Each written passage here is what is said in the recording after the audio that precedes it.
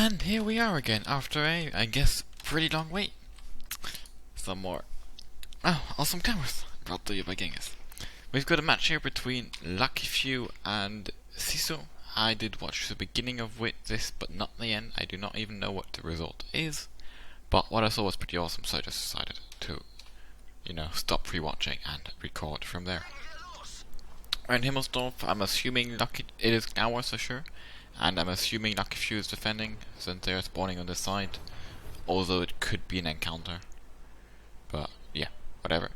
Lucky Few's running with 350B, 3 100s, a buttload of E5s, a batchat and E3. I guess E3 8 line, E100s defensive. This time's... no, that's not speed. E100s are so slow. SISU's rushing middle was an 113, which is something I'm pretty fond of. Personally, so I really like that. You will take damage, even really nice shooting here by the two Lucky Few 100s and a bit of luck too. Getting in the 1.5k damage there. But you would take some damage, but allows you to get a huge amount of FAP control. The E5, I really like the E5 also from Lucky Few, basically from that, he's in the top of a house over there, those balcony thingies. And from up there you can pretty much spot all of this. You won't spot enemies crossing all the way in the back, but it does give you a decent amount of information. Now at the same time, all the rest of Lucky Few's E5s plus the Batchat, plus the 350B are going for the hill, leaving only 5 tanks down and 10 tanks on the hill. But obviously, since the enemy is going with a far more medium setup on the hill, they are there first, which is now going to make it pretty complicated actually to push into for Lucky Few. As we can see, a bunch of 140s and Batchats on the hill. Then a 113 gets put over there. There's also some 50Bs on the hill for the enemy team. The Z100 is not doing much for the moment, so that actually just makes the map tactic big. And there have been a couple heavy spotted here, and there are actually being 2 E5s being sent back, which I pretty much appreciate a lot. The E5s get spotted here, so they're going to push forwards. The fight on the hill seems pretty undecided until now, but I really don't see how Lucky Few can push into that quickly. Because with that amount of crossfire and stuff, it's really hard to push fast. And then again, if you push quickly, you're going to get shot on your E5 Capotas, your 50B turrets by the whole down Russian medium. So, I really like the setup they went for. They being the enemy team for that hill. Now, suddenly there starts to be some capping going on, and that's not one tank, that's 3 tanks already, with a bunch of heavies entering the cap right now. Lucky Few did already send back 2 E5, so they have 3 100s, 3 5s and an E3, which are going to come back to defend. And now even one more E5 coming back. But at the same time, literally everything which was on the hill for Lucky Few is either dead or dying. Which means that right now they are doing the correct decision of trying to, really, really quickly kill this stuff. Nice shot into the lower plate there. But that's not as easy as it sounds, considering that's still like 5 heavies, right? Tier 10 heavies with the patch and support, some more coming in from behind. And all the mediums are coming in. Like right now the game looks pretty much lost for Lucky Few. They have to kill these tanks ASAP. ASAP, ASAP, ASAP. With Happy Pancake going to go for a shot on the medium instead. Snapshot at E100 for the win. And yeah, right now they're surrounded. There's still a 113 in there who's brawling ahead. There's really surrounding from everywhere. The medium's going in. But it actually turned out to be pretty favorable for Lucky Few. The enemy mediums are not getting in to take out all these one-shots here, 1, 2, 2 low-life tanks there and so on. And they're getting picked off because they're running into E100s, basically. I really feel like, in this game, if the stuff from SISU from the hill would have come down 5 seconds, and I really literally mean 5 seconds earlier, it would have been 1 for sure right now. Because then you would have had still 3 heavies alive over here, and that would have changed everything. And also, I feel like it was kind of a mistake to stop over here in this area with those mediums. They should have just rushed in and not accepted the peekaboo. Hope to have enough DPM to kind of,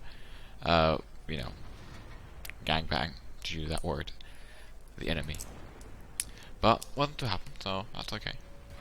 There's still, this game is not over. I mean, there's 4 one-shots for Lucky Few right now, and still 3 enemies left. So if all these one-shots get picked off pretty fast, it could get close very quickly. Although, okay, that's the first dead. That 50B is very low life though, so that's to be said. Batchat's coming in, he's still pretty much full life, or full life minus the 100 shot and a bit. going to take out this E100. Suddenly this is starting to look pretty close. Next E100. How bounce? E100 dead. And manages to snapshot 85. That was definitely pretty lucky. But hey, if it's lucky but it works, it works. So that's that. Can the 50B get in time to kill that D5 from behind? That's pretty much the question right now. He can, not even kidding the Batchat. The Batchat is still alive at this point. So, wow, really well cleaned up until now by SISU. We have now one Batchat and one 50B, both on one shot. Probably both reloading by this point, against an E5 with a damaged gun. And the Batchat is putting on cap pressure. If SISU is smart, they have the Batchat capping and the 50B somewhere over here, so that if E5 comes back to decap, he will get wrecked, which is very good idea. Definitely. Also, it's risky. I think the Batchat should kind of poke at this point to make the E5 stop and aim, and if he doesn't stop and aim, try and snapshot maybe. Well, that's really getting into details. And the 50B should have gotten more than one shot. That would have been really important. But okay, the E5 gets a Batchat, but is now a one shot himself and is ammo racked. The 50B doesn't know he's ammo racked, so while the E5 is still reloading, the 50B can't go for it. Let's speed it up a bit. I have a feeling this is gonna take a while. Now, as I said, I'm not sure because they didn't tell me in the email I got if this is an encounter or if this is a defense, aka if this E5 can just hide behind those wrecks and wait for the game to be over, or for the 50B to go in, or if both sides are trying to win. Considering he's moving out pretty aggressively, I would actually think that he needs to win, but it could also be to try and surprise. I don't know. Nice driving into building, Kappa. Really important in this situation, don't fall any destructible object, because if the enemy team is good, then all the players are on their dead tanks and looking for anything which falls down, even without mods, or with just a zoom out mod, you can actually see quite a lot in this kind of situation, and that can really make the difference if the enemy has just an idea where you are for a short while.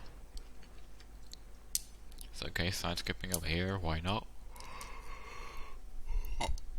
Oh, sorry, I'm pretty tired at this point. But, whatever. Okay, I like this. I really like this. This is a position you can't really, there's no chance of getting trapped from behind. If the 50B starts capping, then you can go out slowly and side scrape. There might be some little bit better position, but I think that's probably actually the best position. Only thing which could be tricky how can I show this? If the 50B is capping and at the corner of the church and pre-aiming this because you can't pre-aim here, but I think he should have really... Oh, okay. The question again is, does he only have to defend? In which case he should stay in that corner, in my opinion. The one he just came out of. If it's an encounter, then I guess you want to start moving at some point. I'm going to speed it up a bit more, even if that might break the dramatic instinct at the end. And one guy just comes around the corner and snapshots. This takes another 5 minutes. I don't want to make you waste 5 minutes of watching Adam E5 standing in here.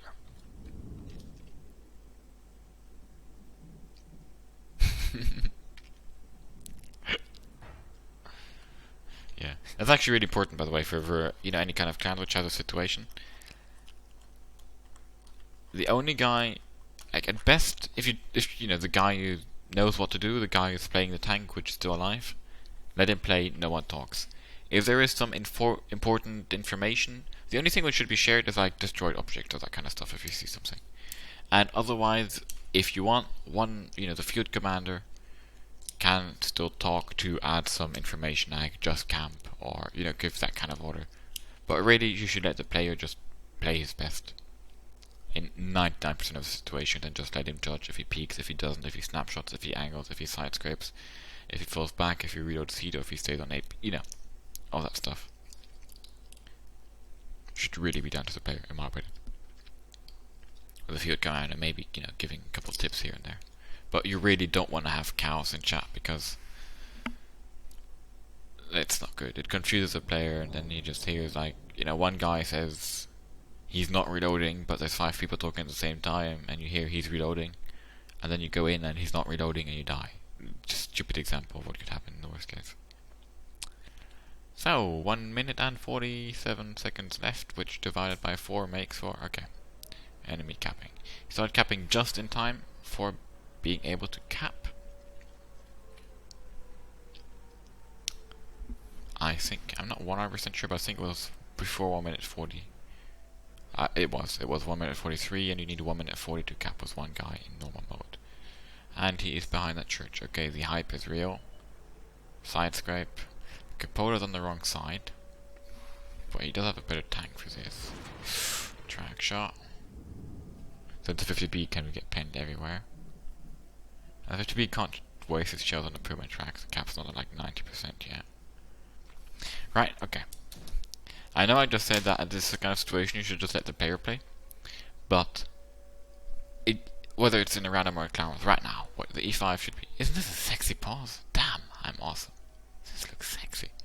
Anyway, you want to actually keep side scraping, but go really far back, because by doing that, since he can't do the same thing, you're going to have a way better angle, and you're going to be able to shoot the edge of his turret or hull, or he's not able to shoot your tank yet. And since you're still side scraping, even if you're literally standing like over here, you're still using this to side scrape, and if he tries to, move out and shoot your lower plate, you have the first shot. Obviously, you do that moving backwards really slowly and not at full speed, so that if he does peek at that point, he hits you, you're fine. Anyway, second track, 50B has 2 shells left. 1 shell left. He can't shoot again without killing the 50B, that is. Okay. Okay. Well played to Yomar, and well played to Lucky Few, and thanks a lot for this replay. Much appreciated, and